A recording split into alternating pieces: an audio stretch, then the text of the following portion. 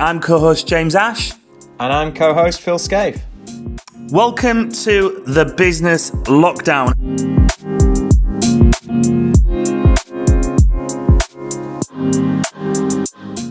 Welcome on today's show, Molly Thompson from Beauty Spectrum. Molly is a YouTuber, a blogger, a vlogger, an influencer, an entertainer, all the above, really. Really looking forward to speaking with you today, Molly. Got a very healthy audience and network. This is what you do full time, and so we're really looking forward to delving into creativity, so how this all started, what COVID-19 has looked like for you, and essentially, how you can advise anybody thinking of going into this area. So, welcome on the Business Lockdown. Thank you for having me. I'm excited to talk about all those things. So you do a lot of content, but this is only your third or fourth podcast. Right? Yeah, so I've done probably about 3 or 4 since I started. Always just been the guest. It's not really something that massively overlaps with doing YouTube. You'd think it maybe would be, but it's actually not. So I'm really excited about this. Yeah. Cool. And we are the Business Lockdown, but we cover anything and everything with leaders, influencers, coaches. And it's all for value of our audience, so it'll be really good. I'm even looking forward to find out what software you use and your camera gear. The technical stuff. The technical stuff, yeah. So tell us, where did it all begin? Did you set out, with this in mind? Was it something you kind of had a go at, and then it popped, and you thought, I'm onto something here? I mean, take us back. How long ago was it originally Beauty Spectrum, or were you toying about with other things? So it actually started, I've been doing this for years now. So I started on YouTube originally when I was 13, because I was watching so much YouTube in my spare time. That was like all me and my friends did. We'd go home and we'd watch like the top YouTubers at the time. So I don't know if you've heard of like Zoella and people in the UK that were just getting really big really quickly. And we were just obsessed. So I actually started on a group channel with some of my friends, but I wouldn't even really call it like a YouTube channel. We were just like messing around one summer. None of us really had a camera. None of us really even had a laptop we could edit on. We were doing it all off our phones. And I just absolutely fell in love with it. And I thought, actually, I really enjoyed doing this properly. So I saved up to buy myself like a camera, and I got a laptop that I could sort of edit on.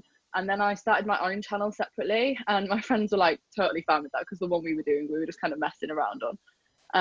And obviously still it took ages. So I did it probably for 2 years whilst I was in school. And it was more of just like a hobby, and it wasn't really anything proper. And the videos looking back now make me want to cringe because they're just awful. But like, that was where I began, and I just loved it. And I never thought of it becoming like a job. It was just like where my friends went to like dance class in an evening, I came home and did this. It was like a hobby, and it was something that I didn't really see going any further than that. But then when I started in the sixth form, I was around 16, turning 17, it really started to like gain some traction and pick up a little bit. And I thought, actually, I'm earning money from this. And I was earning more at that point when I turned 17 from YouTube than I was from my Saturday job in a cafe. And I thought, I'm enjoying this so much more. I'm just going to quit that job and just focus on school and YouTube, because it was really hard to try and do school, an actual job, and YouTube. So I quit that, and I just took it on as like a full-time, part-time job along with my sixth form studies and stuff. And then kind of ended up here eventually, a couple more years down the line. And so at 17 you're earning more money from YouTube than a Saturday job. I mean, there'll be many people think, well, how were you earning money? What was that look like? Because people were thinking you must have been sponsored, or I mean, what did that look like? Or was it pure, through advertisers? To start off with, I wasn't being sponsored at all, because at the time my channel had around 50,000 subscribers. So it sounds like a big number, but to sponsors and to brands, it's not, when there's people that have like 3 million. And obviously there were some brands, like smaller brands, that wanted to work with me, but nothing that could pay like a massive amount. And it was more just YouTube ad revenue at that point. So when you upload to YouTube, if you have ads running alongside the video, YouTube pay you a % of the advertising budget.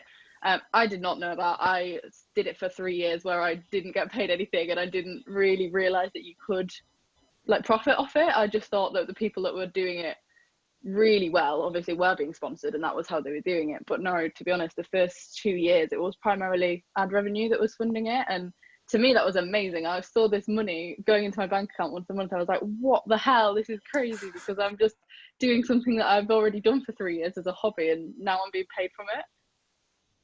That's awesome, and I love that journey that it was like a hobby, and you were just enjoying it, and it was very organic, and you were just finding your feet. And I know that there's a lot of people I've spoke to over the years in various industries and business where you get your people who are forced into a position, and it doesn't feel very natural, and especially when it comes to like areas of sales, when you need to make sales, that's the hardest time to do them. Whereas when everything's going really well, and it's almost like you're attracting all this good stuff, and I love that, to hear that your journey was very kind of organic and natural, and a lot of people, I would imagine, who are thinking of being a YouTuber or an influencer are over planning or trying to perfect before they even go.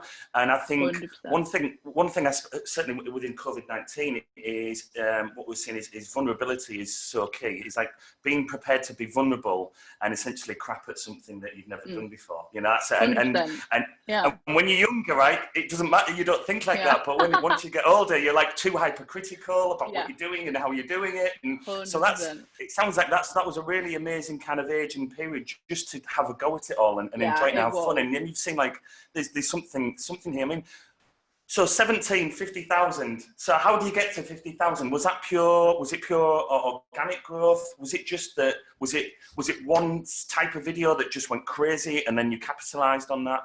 How did that growth look? No, not really. To be honest, I started doing like beauty and fashion. That was how I started out, which is why my channel's called what it is. And that was what I was doing because that was what I enjoyed watching on YouTube at the time. But as I've grown up, the things that I do on YouTube have kind of changed with whatever stage of life I'm at.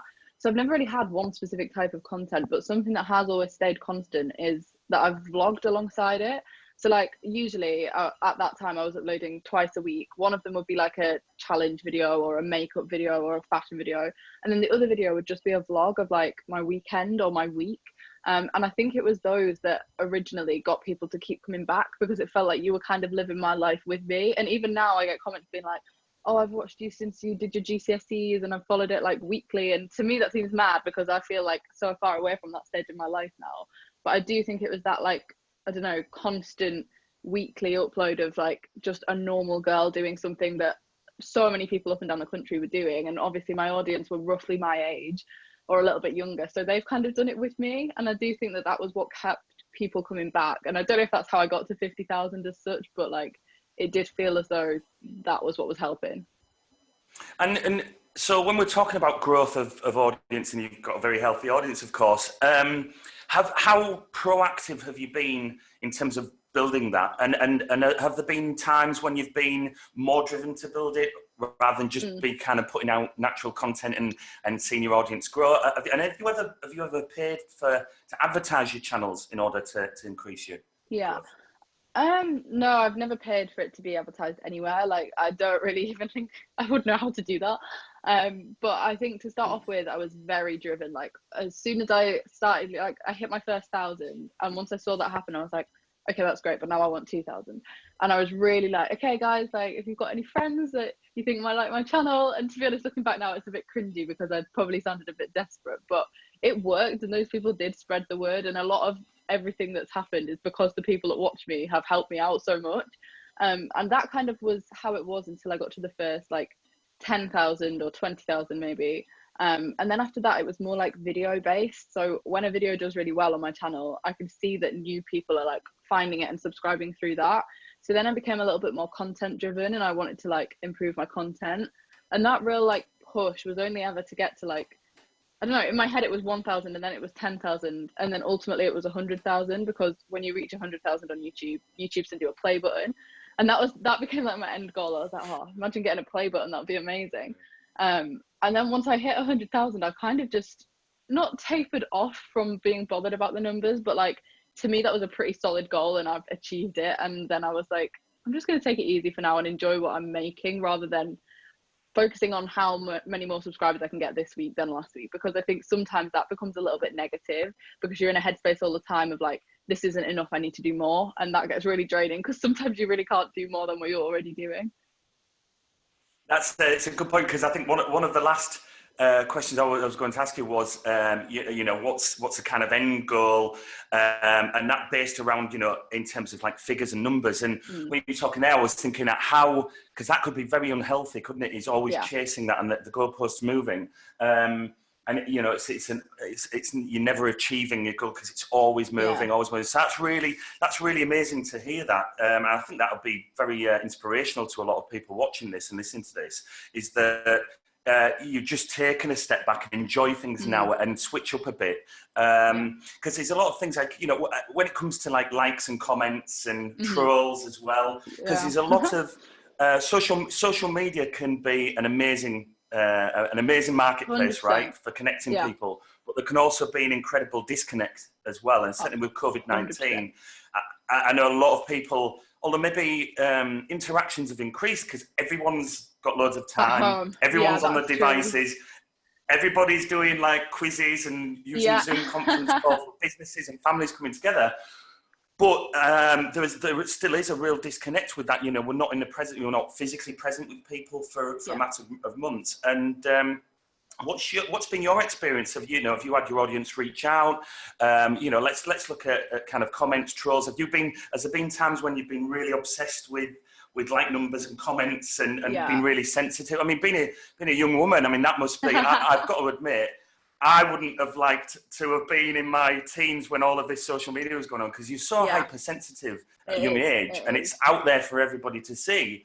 So how, you know, what's been your experience as you built your channel with kind of comments, trolls, your approach with that, and how that's changed along the way? I think that you have to just have the thickest skin, because otherwise almost anything could get to you. And I think to start off with, when I started my channel, obviously it's not under my name, so people that I went to school with didn't know about it until it had kind of already started to like grow a little bit. But I think at school was the first place I ever dealt with people being nasty, and my time in sixth form was actually really not very nice because of it. And people don't like it when people do something different, and I think because I was standing out, and people that didn't know me think of it as like an attention seeking thing, and like, oh, look at her, she just wants everyone to look at her. And it's like, that wasn't it at all. It was just something I enjoyed doing, and I didn't want to take it into school, but everybody took it into school, and then it was just horrible. So I think because of that, I'd already built up like a bit of a barrier in being able to be like, I'll just shut it down, because if you're gonna say that, then I'm not bothered about you. Like, I don't want to be involved.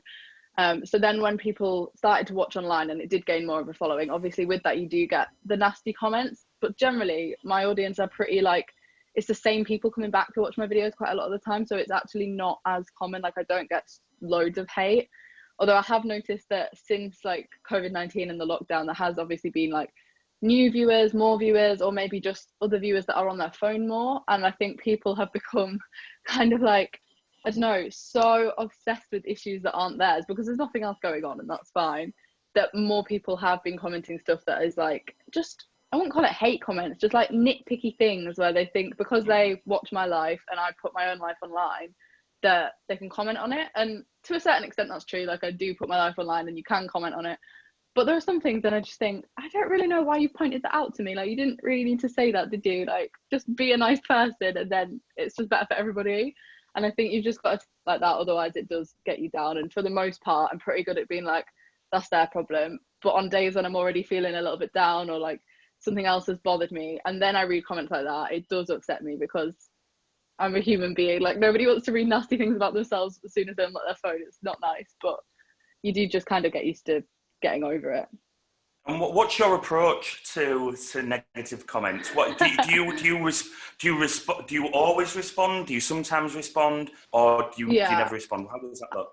Occasionally I do respond. If they've DM'd it to me privately, I usually do respond, because I think like, you probably wouldn't say this in public or in the comment section, because you know that people are going to disagree with you. You've sent it to me personally, because quite often they think I'm not going to see it, but like, I do get all the messages through to my phone and I do see it.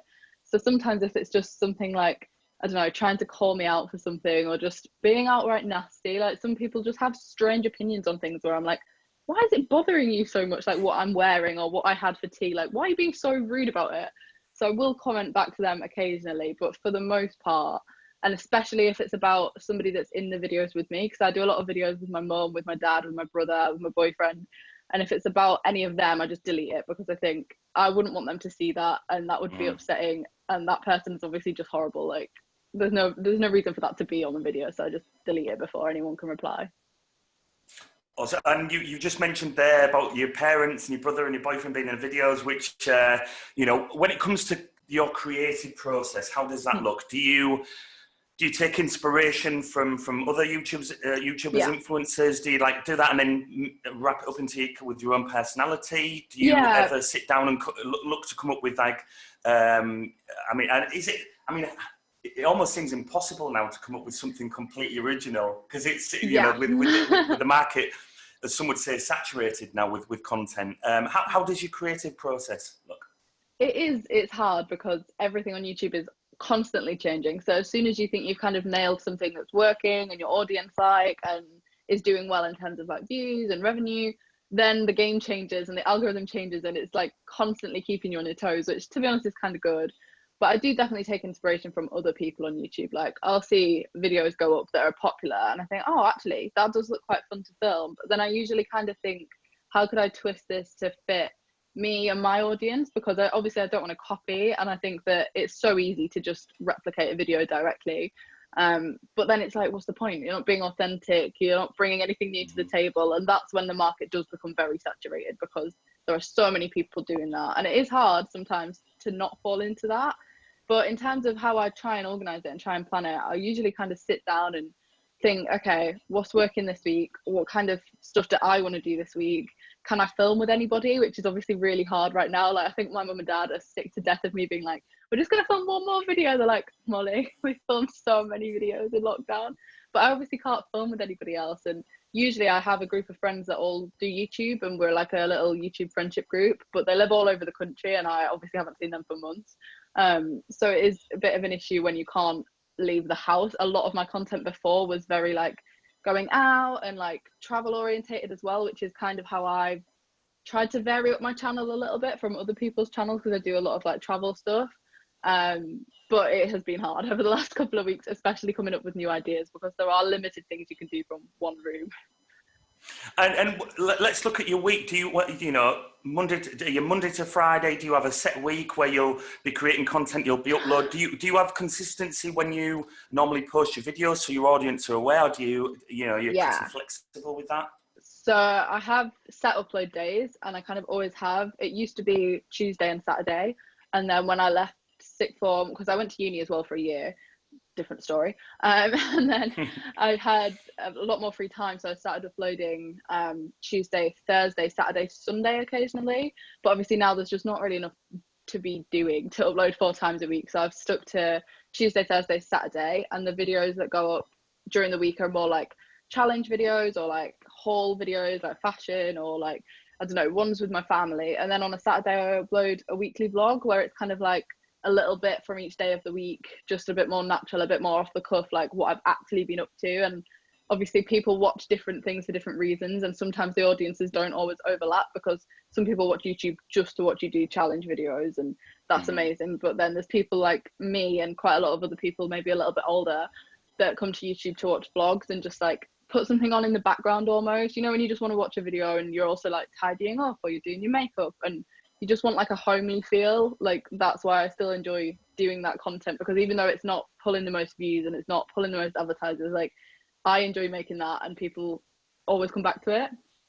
What would you say is the kind of optimum video length? What's the one that gets picked up the most? I mean, I guess that's almost depends on the kind of angle and the content, right? Because somebody will invest themselves into half an hour, 40 minutes if it's something maybe unique, if it's a one-off. Whereas there's kind of everybody's just wanting kind of quick content all of the time, and be flitting around between different channels. So what do you find is the optimum for you?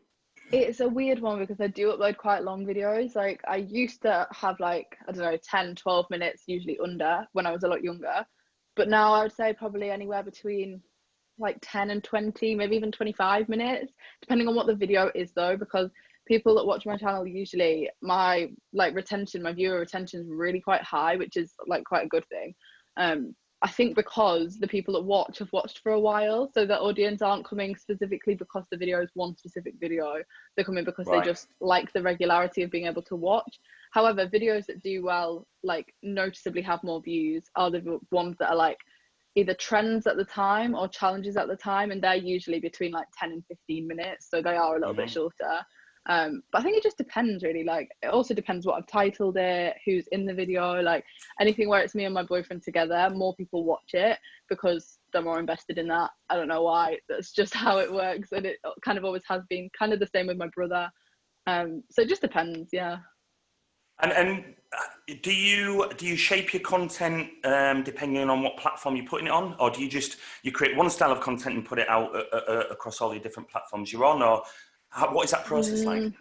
No, I think it's definitely different depending on which platform. So YouTube is very just like raw and honest, and I would just sit down and film like literally whatever. Whereas Instagram is a little bit more stylized. Like, I like taking photos and like nice pictures to go on Instagram to look kind of like a certain way. And I'm not super fussy. Like, there are some people that are like really picky with what they'll post to Instagram, but I'm a little bit less like that. But I just think that it depends, because people go to Instagram expecting you to have like, I don't know, a nice organized life. Like, it's a highlight reel, isn't it? You're looking at the absolute best bit of people's life, which right now is quite hard because there's literally nothing going on.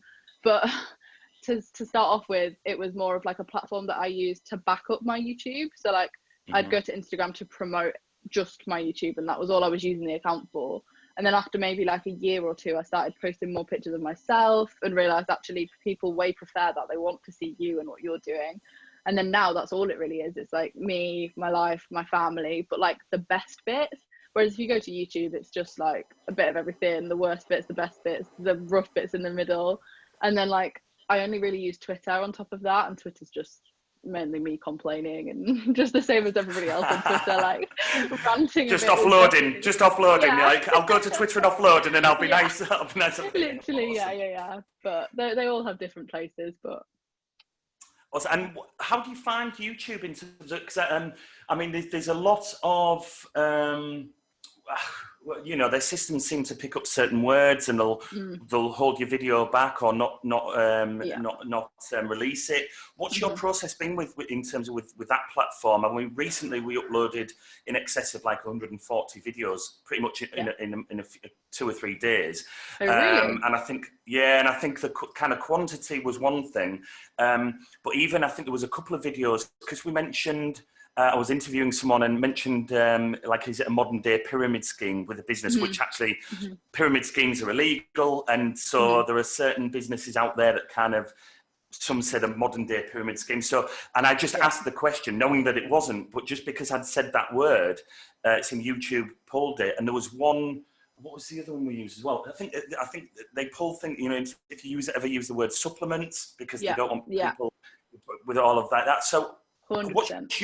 What's your experience of that, and are you then, you're very conscious and keeping up to date and not saying certain things or using words? How does that look? Is YouTube frustrating as much as it's clearly good for you? And it's a benefit. Is it equally as frustrating at times? It's so frustrating because I think it's annoying. A lot of the time I put a lot of time and effort into the bits that come before YouTube. Like, YouTube is the final step. So like, I think of the video, I film the video, I edit the video, and then it goes to YouTube, and then YouTube, like, I don't know, like demonetize it or take it down or don't push it out to my audience. And I just think, why have I just spent a whole week doing that when now the platform are kind of stabbing me in the back of it? Which it sounds dramatic, but like, I think anybody that uploads to YouTube has had times where it's just frustrating and it feels like your efforts aren't being rewarded as much. But I think some people know how to play it slightly better. I'm constantly just guessing because the algorithm is so hard to work out, and sometimes it's like, I don't really know why that video is done better, because they've picked it up, obviously, if it's a trend or if it's a challenge, and it gets pushed out to bigger audiences, and that's great. But then other videos, it might be almost exactly the same and it doesn't happen. So it's just like, I'm a bit confused. I think especially at the beginning of this coronavirus, like lockdown, the algorithm was picking up any videos that mentioned it, and you couldn't even name the virus in a video without it pulling your video, because it thought everybody was spreading fake news. And obviously there were channels spreading fake news, and I understood why they were doing it, because you don't want misinformation being spread. But then it's frustrating because like, it was hard to not mention it or to not like even allude to it in a video without YouTube being like, oh, we're going to strip that of advertising rights because we don't want ads being placed on a video where you're promoting it. And it was just hard to start off with because YouTube were very strict, but they've relaxed that a little bit now. And in the creator studio, which is like the platform whilst you're uploading it, it has a list of things that like you can flag the video if you've said it yourself. So you can like, I don't know, let the platform know that it's got content in it that's maybe slightly not appropriate, or if you've swore, or if it's like discussing topics that need like a warning before the video. And it is a little bit better, but to start off with years ago, it didn't have those features, and it was just like a guessing game, to be honest. Wow, that's interesting. Well, what's your kind of, for our audience, what's your average kind of viewing numbers for a YouTube video? So what's your average viewing numbers, and then what's been the one that's popped? And was that expected, or was it kind of out of the blue? No, it was not expected.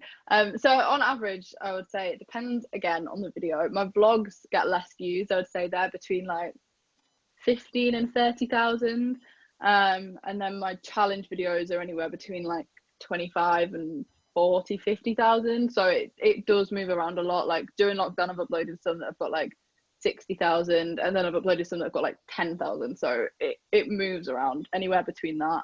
But my most viewed video was just such a random one.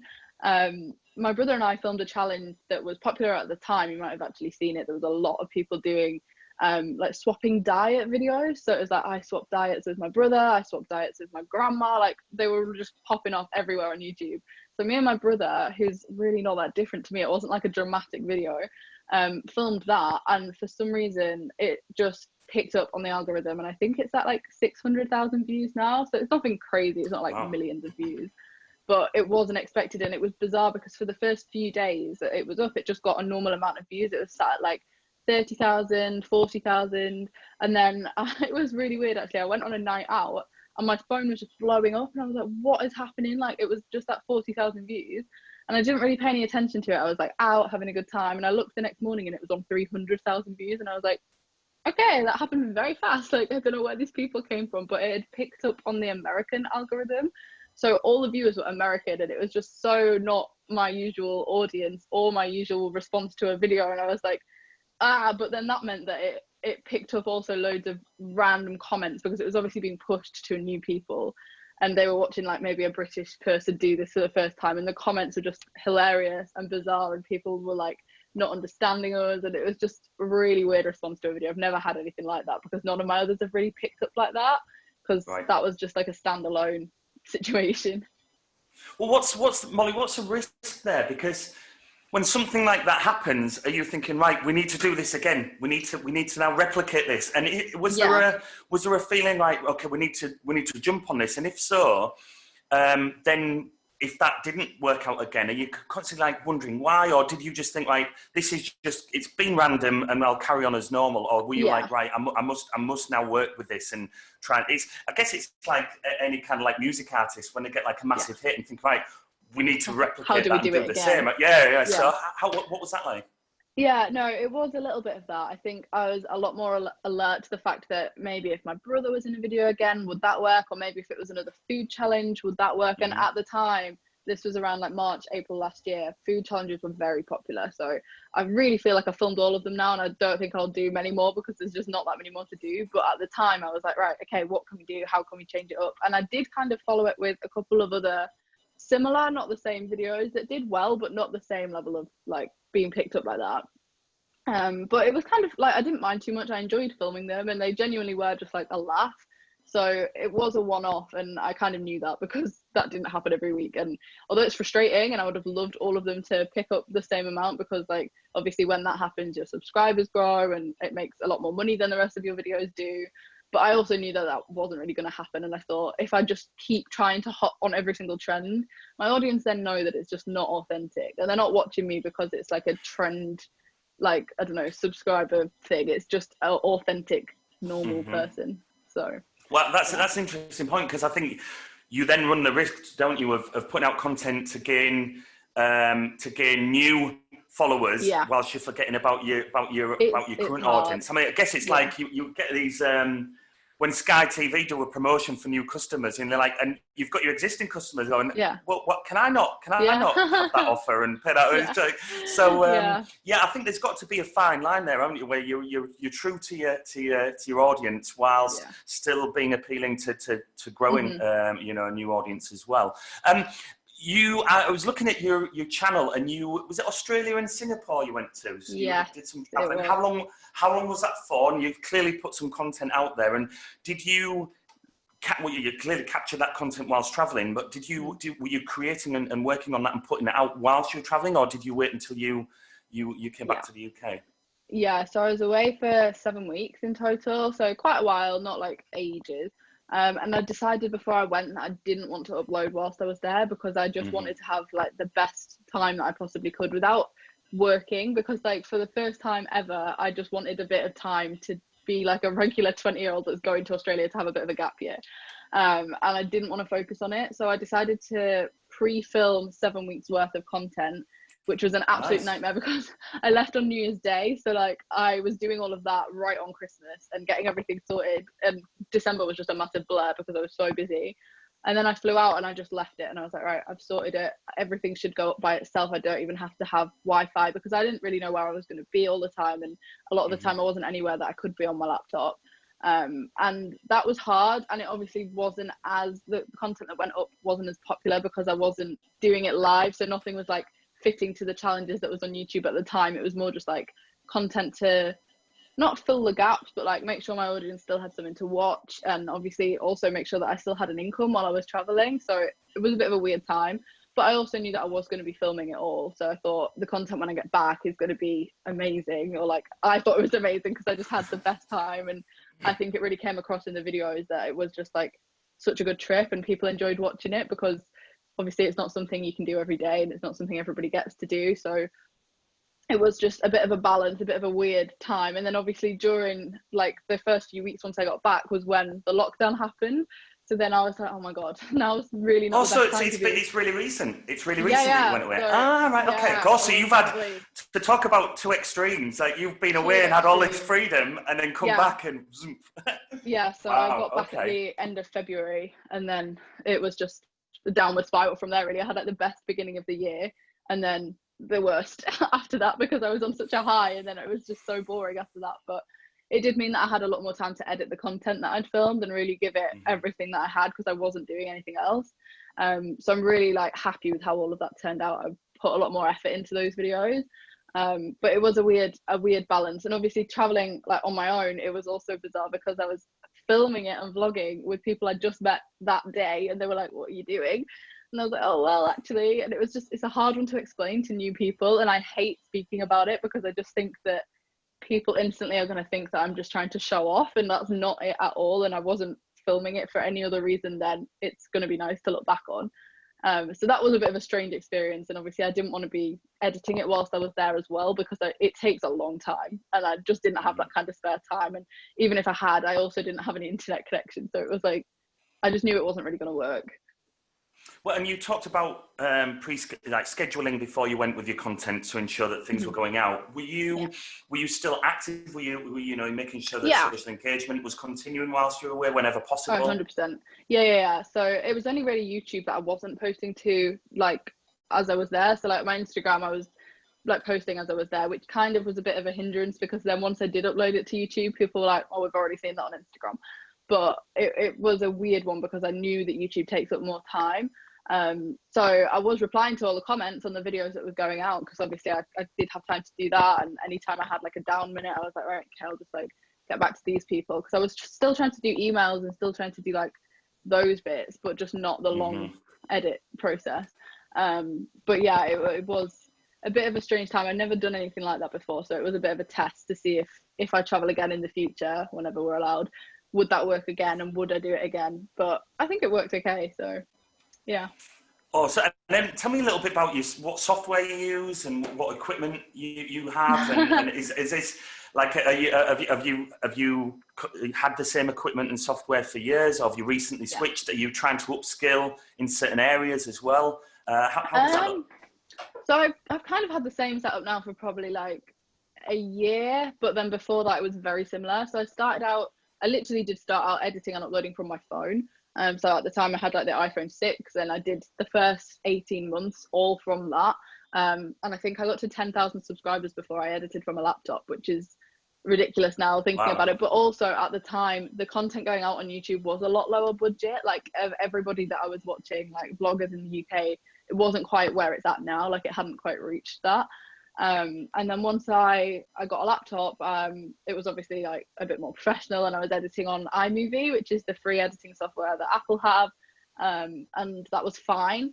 And then about a year ago, I think I was just leaving uni, I bought myself the newest MacBook, and also Final Cut Pro to go with it, because I thought, like, I was taking it on full time from that point. I knew that I was like not carrying on doing a full undergraduate degree because I wanted to do it full time. So I thought, right, I'll buy the laptop, I'll buy the editing software, Photoshop, all of that good stuff, because I knew how to use it. I just hadn't had it in the past. So once I did that, I do think that my videos, I think you can tell, maybe not to somebody that doesn't edit, but to me, I can tell. But having said that, I think if you are just starting out on YouTube, having the absolute basics is fine, because like it does do the job. And look, so what's the ultimate goal with this? So you've clearly been on an incredible journey, right? And often a path that you've maybe not thought that would come your way, and then you've thought there's something here, and then you've had, as you said, you've had your goals of 1,000, 10,000, 100,000. What's the kind of ultimate goal with this? And you know, what's like the dream, and and then is there a kind of some like kind of a level of reality where you go, well, I know that this is achievable. You know, are you looking beyond this, or just building and building in terms of being an influencer across different channels? And it's hard, because I don't think you ever can really predict anything. Like I can't sit and tell you exactly where I'm going to be a year from now, because I could make a guess, but then maybe I'll have loads of videos that absolutely blow up, and you just don't know. And I think that is the worrying part, and that is the constant underlying, but what if this doesn't work? And for years, like, to be honest, the only reason I ever like continued in education for like an extra year was because I was like, this isn't sustainable. Like I need something else here, because I don't really know. But then I kind of sat back and I thought, I don't really enjoy it was a weird time for me, because I think that there was a lot of pressure on to go to university, and I felt like that was the right thing to do. But in my heart and like my head, I didn't want to do that, and I don't want to do that. And I knew that this was what I wanted to do. And it was a really weird, like I was being torn from so many different angles, but deciding to do it properly and full time was a good decision, because I've got so much more time to put more effort into it. So I think because of that, an end goal is more just to like, it's hard because I don't have a numerical end goal. I don't want to like well, like I would love to reach 1 million subscribers, but it's not realistic, and I don't have that in my head because I'm not like driven by that anymore. I just kind of want to enjoy it and continue to like sustain an audience that's like growing, or just like, you know, still watching regularly enough to be able to keep it as a job full time.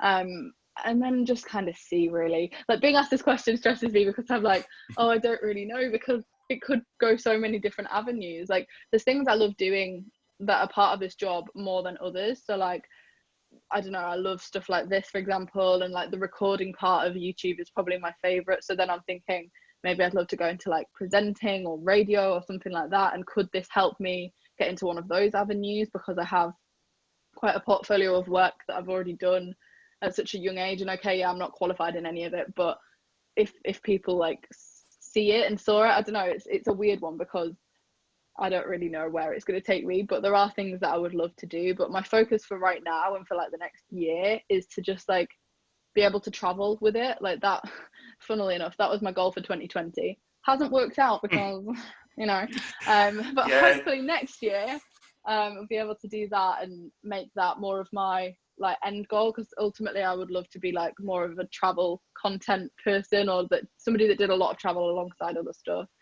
Because that's what I love watching on YouTube, and I always try to cater to like, okay, this is where I'm at in my life now, and how can my YouTube channel become focused around that? And I think there's some amazing opportunities out there, like people that I follow that do travel influencing for a living. That is like my dream, because they're just seeing the world and it's their job, and that's just like such a good thing for me. Like I would love to do that. So just gonna see, really. Well, I from a personal level, I think that's a really healthy outlook, because I think there's too many people out there in many industries and professions where it's just like, this is what I'm aiming to do and this is the ultimate goal, rather than the journey. And it's often about the journey, not the end 100%. goal. And often people who just focus on that end goal often get there, and then they're like, right, okay, well, what now? It's not what exactly, it's not what I anticipated it to be. So they're like, right, where do I go from now? And it's the same with business and entrepreneurs, is that if they chase the money, if it's all about the money, often that won't result. Whereas actually, if it's about the journey and success and happiness, then that's when money can follow as a byproduct. It's quite a difficult kind of message and understanding to get across with people who. And I guess that's the difference with like salespeople and entrepreneurs, or salespeople and marketeers, where it's the process and certainly you're creative and love putting stuff out there. And I think that's a really kind of healthy outlook as well, because there's so many things that you could end up doing. And you basically you're casting your net out there and seeing what comes back. And you might think in a year's time I'd like to be doing this, but a year's time is one way can be quite far away, but also it can be just around the corner as well. So, what advice, Molly, would you give somebody who's either thinking of starting to create a YouTube channel, or be in the long term be some sort of influencer, or somebody who's just started doing it? So someone who's thinking about it, or someone that's just started, because it must like, it seemed like a huge mountain to think. You got, is it 125,000? Yeah. Somewhere around there, yeah. I mean, for somebody starting out, that must seem like an impossible mountain to climb. And how do you get there? And that's going to take me so long, and so I might as well not try. What advice would you give people who are starting out? It's hard to offer advice, because I don't feel like I've followed any kind of specific structure. It's just kind of what's happened for me, and I think a lot of it was timing, and it's a weird one to offer advice on, but I think an important part of it is like consistency. A lot of people I know, or people that I've seen online, they start out, and after like a month of it not going anywhere, they're like, and then they'll upload after like, I don't know, it'll be 2 weeks, and then it'll be a month, and people aren't coming back because like they forgot that you upload. And that sounds really awful, but like, it's true. People want like some kind of regularity, and I think that is probably the most important thing. If you upload consistently and you're just like yourself in videos, I think that it's really important, because people can tell, like, they're not stupid watching it. They know if you're like putting on an act and trying to be somebody that you're not, and then I think they're a lot less likely to come back and watch. But in terms of like growing, it sounds like 125,000 people sounds like a lot when you say it, and I just don't think of it like that, because obviously for me it's just like, it just looks like a number, and it's really odd to think of. But I do get that it must seem like a big goal to have. I think it's just important to, I don't know, stay authentic to yourself and keep it in your mind that the reasons that you started aren't specifically because you want to get 100,000 subscribers, because I think if that is your goal, then that's probably the wrong reason to be starting out, because you need to enjoy it and absolutely love what you're doing. Otherwise it shows, and it's probably just not going to get as far. It's quite a difficult message to get across to receive understanding, because in a world where it's instant gratification, it's all about the now and instant results.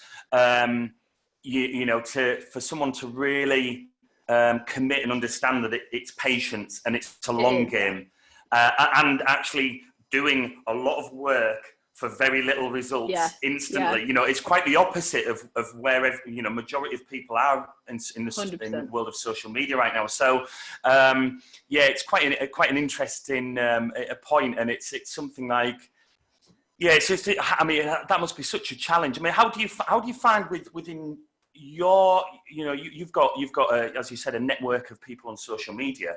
Mm-hmm.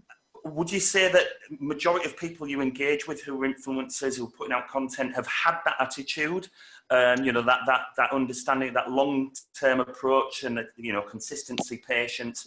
Or do you see some difference and friction there? How does that look? I think for the most part, everybody's in a similar situation, because the friends I have that do this too, I've had for years now. So like we've all kind of done it together, and a lot of people have like stopped or like, I don't know, not carried on, or for whatever reason focused on something else in their life.